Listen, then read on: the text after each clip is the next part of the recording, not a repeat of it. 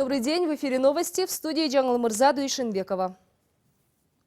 Парламент в эти минуты выбирает омбудсмена. На этот пост ранее фракции Джогорку Кенеша выдвинули 5 кандидатов. Но позже стало известно, что претендент на пост главного правозащитника страны Маматурай Момунов снял свою кандидатуру. Об этом он заявил сегодня на пленарном заседании. Таким образом, на эту должность теперь претендуют 4. Токон Мамытов от фракции СДПК, Канатбек Азиз от фракции Атамекен, Рита Карасартова и Рыскул Бактыбаев. Их выдвинула фракция Бирбул. Каждый из них в данное время презентует депутатам свою программу. Подробнее о том, как прошли выборы Акайкачи, смотрите в вечернем выпуске новостей.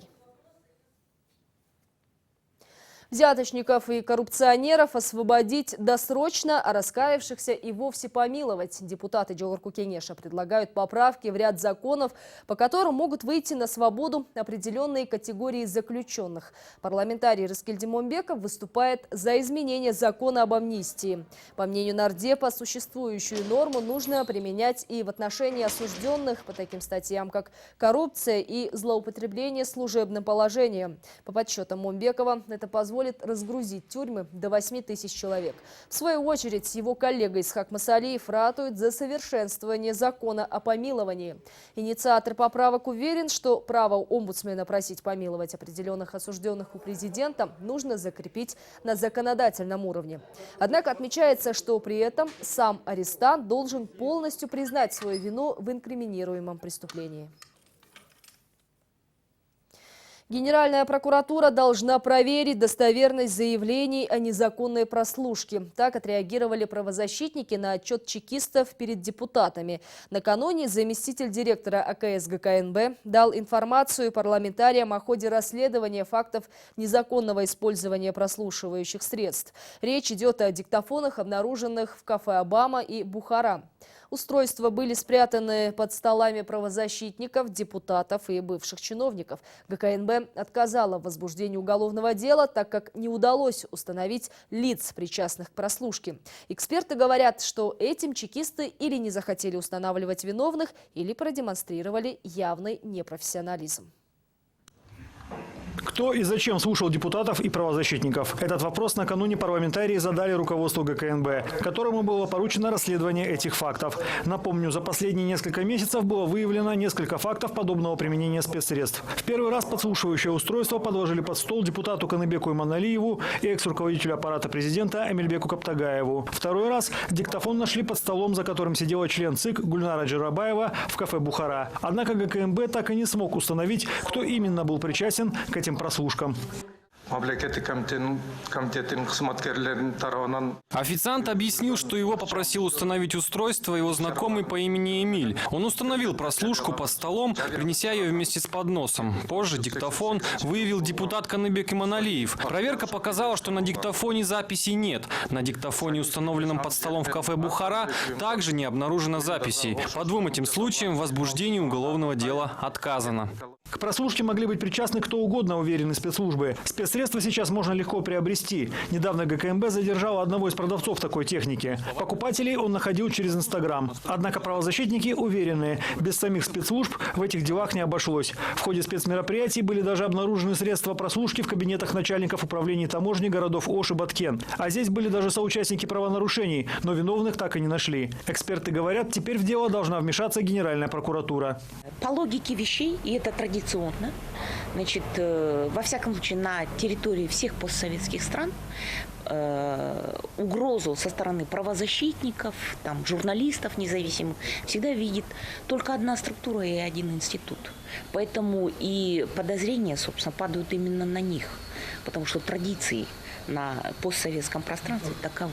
Многие категории лиц, не все, но многие категории лиц, они находятся на круглосуточной прослушке. В нашей стране, во всяком случае. И это то, что это прослушка без решения суда и в массовом порядке осуществляется. Я в этом абсолютно уверена. И у меня есть основания для этого. Никто не отменял надзор со стороны органов прокуратуры. И органы прокуратуры, как надзорный орган, да, в их компетенции устанавливать конфликт интересов, контролировать работу следствия и делать соответствующие выводы. Парламентарии, которые накануне заслушали отчет спецслужб, также считают, что в вопросе незаконного использования спецсредств информацию пытаются скрыть от общественности. Даже сам факт того, что отчет по этому вопросу доверили заместителю антикоррупционной службы, в функции которого как раз прослушка не входит, наводит на мысли о том, что спецслужбы не желают всерьез заниматься этим вопросом, говорят законодатели. 5 факт боюнча 5 иши кыскартылган. Из 5 фактов 4 дела были закрыты или не возбуждались. Речь идет о 2 начальниках областных таможен. И они хвалятся тем, что поймали одного гражданина и оштрафовали. В остальных случаях никто не расследовал. Я предлагал вывести этот вопрос в отдельное заседание и обсудить на комитете. Вот посмотрите, кого прослушивали. Генерала Исаева, депутата Иманалиева, члена ЦИК Гульнару Джурабаеву. Зачем их прослушивать? Они и так говорят, что хотят. То, что виновных установить не удалось, наводит только на 2 мысли. Или не хотели, или просто не сумели правильно провести оперативную работу, говорят эксперты. В любом случае, отказ в возбуждении дел по фактам прослушки создаст только дополнительные сложности самим следственным органам. Самая главная задача была это как можно больше собрать материала для того, чтобы произвести анализ их и установить возможный круг подозреваемых.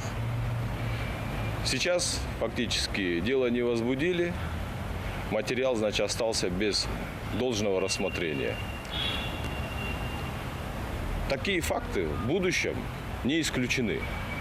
Если в следующий раз обратно где-то всплывет аналогичный диктофон или подслушивающее устройство, тогда по ним будут обратно проводить такие же действия, что ли? Необходимо было возбудить уголовное дело для того, чтобы в рамках уголовного дела осуществлять весь комплекс необходимых оперативно-следственных действий. Эксперты надеются, что надзорные органы смогут возобновить дела. Поиск причастных к прослушке в интересах не только пострадавших, но и органов следствия. Потому что сам факт использования спецсредств можно квалифицировать как превышение полномочий. Если, конечно, к этому действительно были причастны сотрудники спецслужб. Игорь Потанин, Бакыт Кошалиев, НТС.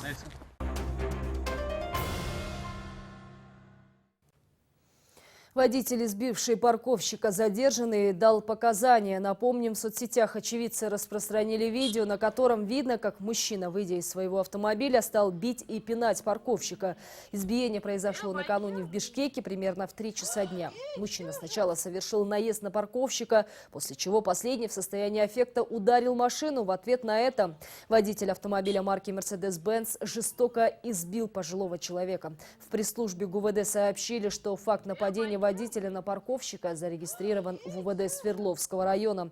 Назначена судебно-медицинская экспертиза. Началось следствие. Подозреваемый задержан и дал показания. С его слов, он был без настроения, так как приболела дочка. Но виноватым в инциденте считает парковщика, который, с его слов, сам спровоцировал подобную реакцию. В свою очередь, представители частной парковки в интервью нашему каналу сообщили, что при необходимости они готовы отстаивать права своего сотрудника.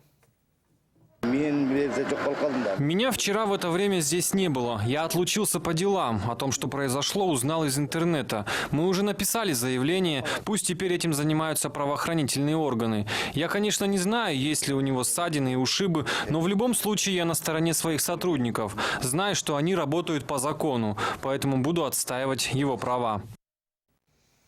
4-й день в пути. Житель Баткенской области пешком направляется в Бишкек, требуя отставки главы милиции города Кызылкия и объективного расследования дела в отношении его сына.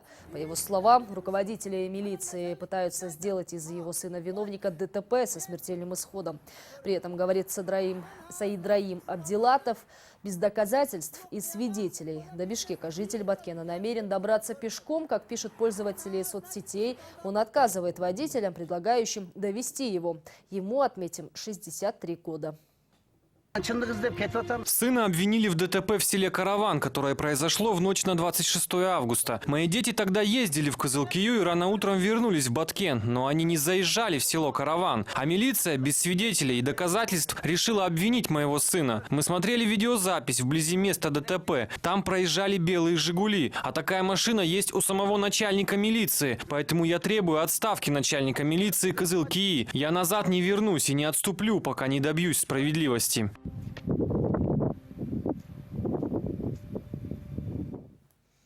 Тем временем дело сына Саидраима Абдилатова взяли на контроль в Министерстве внутренних дел. В центральном аппарате МВД заявили, что изучают все имеющиеся доказательства и свидетельские показания вины 20-летнего Кимсанбая Саидраим Уулу.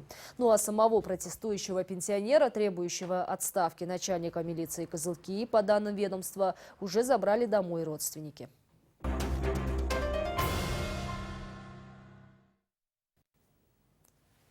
Учеба в заброшенном доме, который может обрушиться в любой момент. Видео глинобитной хибары было опубликовано вчера в интернете и за считанные часы стало почти топом по просмотрам. Сообщалось, что в этом доме проводятся уроки, и в нем же, вероятно, проживает сама учительница. С ее слов, в Аильна-Маймаке Джангнока от Ошской области живут 32 семьи. В школе учатся 14 детей. В здании нет ни туалета, ни электричества. Здание аварийное. В таком состоянии школа работает уже второй год. В свою очередь, с последним в пресс-службе Министерства образования и науки не согласились. Начальная школа Агарт, о которой и идет речь, была закрыта в прошлом учебном году.